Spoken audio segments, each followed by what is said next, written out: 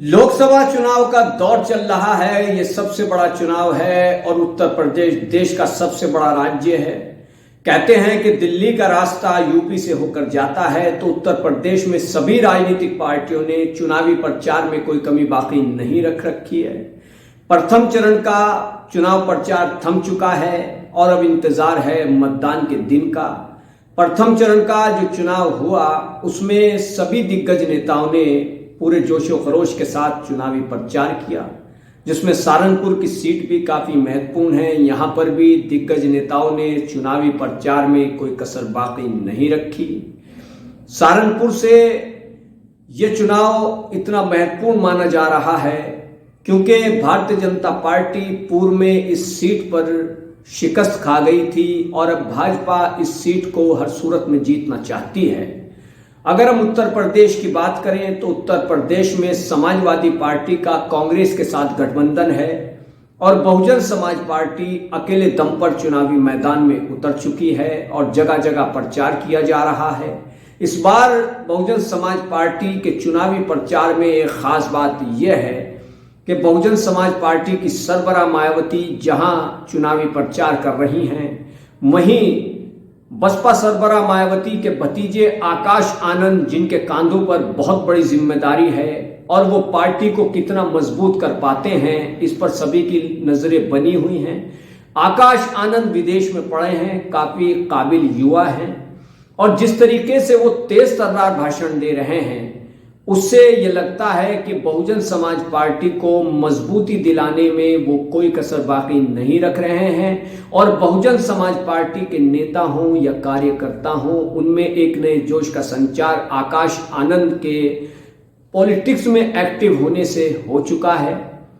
Bharatiya Janata party, जिसका विजय रथ 2014 के लोकसभा चुनाव के बाद से लगातार आगे बढ़ रहा है और बढ़ता ही जा रहा है, इस चुनाव में भारतीय जनता पार्टी से मुकाबला करने के लिए इंडिया गठबंधन बना और जैसा कि उत्तर प्रदेश की बात हो रही है तो यहां पर समाजवादी पार्टी और कांग्रेस पार्टी का मजबूत गठबंधन बना है, जो कि चुनावी मैदान में पूरे जोशो खरोश के साथ उतरा। कई जगह पर समाजवादी पार्टी के अध्यक्ष उत्तर प्रदेश के पूर्व मुख्यमंत्री अखिलेश यादव और कांग्रेस के पूर्व अध्यक्ष और सांसद राहुल गांधी एक साथ नजर आए। उन्होंने एक साथ प्रेस कॉन्फ्रेंस की और इस गठबंधन को मजबूत करने की अपील जनता से की और कहा कि इंडिया गठबंधन के जो प्रत्याशी हैं उनको चुनावी मैदान में कामयाब बनाया जाए। अगर इस चुनाव में हम मुद्दों की बात करें तो भारतीय जनता पार्टी के नेता, चाहे इसमें देश के प्रधानमंत्री नरेंद्र मोदी हों, उत्तर प्रदेश के मुख्यमंत्री योगी आदित्यनाथ हों या दूसरे भाजपा के दिग्गज नेता, उन्होंने आयुष्मान योजना, आवास विकास योजना, मुफ्त राशन की योजना का काफी बखान किया और बताया कि किस तरीके से हमने देश की जनता के लिए कार्य किया है। जन कल्याणकारी नीतियों को उन्होंने गिनवाया। तो वहीं विपक्ष की अगर हम बात करें, चाहे समाजवादी पार्टी हो, कांग्रेस हो या दूसरी विपक्षी पार्टियां, इन्होंने जनता के सामने एक ऐसा मुद्दा रखा और उसी के नाम पर ये वोट मांग रहे हैं, प्रचार कर रहे हैं कि संविधान बदला जा सकता है, क्योंकि भाजपा ने नारा दिया है 400 के पार। तो इसको आधार बनाते हुए विपक्षी पार्टियां कह रही हैं कि अगर भाजपा तीसरी बार आ जाती है केंद्र में तो संविधान बदला जा सकता है और संविधान अगर बदल गया तो फिर जो देश के पिछड़े लोग हैं, गरीब लोग हैं या अल्पसंख्यक समाज से हैं, दलित समाज से हैं, आदिवासी समाज से हैं, तो उनके अधिकारों का बहुत हनन होगा, उनके अधिकारों से उनको वंचित कर दिया जाएगा। ऐसा इल्जाम विपक्षी पार्टियां भारतीय जनता पार्टी पर लगाकर चुनावी प्रचार कर रही हैं। अब इस मुद्दे में कितना दम है ये साबित करेंगे चुनाव नतीजे। क्या भारतीय जनता पार्टी पर देश की जनता तीसरी बार भरोसा करेगी?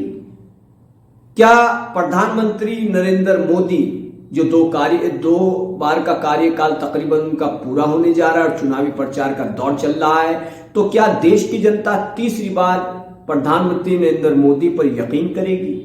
क्या प्रधानमंत्री नरेंद्र मोदी का जोशीला नारा सबका साथ सबका विकास और सबका विश्वास जनता पर असर कर सकेगा। ये सब वो बातें हैं, ये सब वो नारे हैं जिसका फैसला 4 जून को होगा।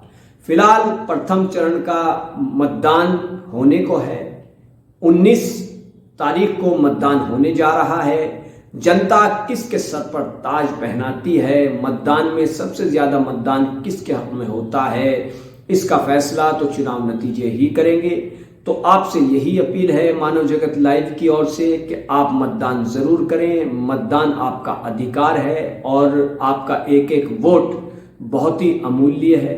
तो कीजिए मानव जगत लाइव को सब्सक्राइब, वीडियो को शेयर कीजिए। जय हिंद।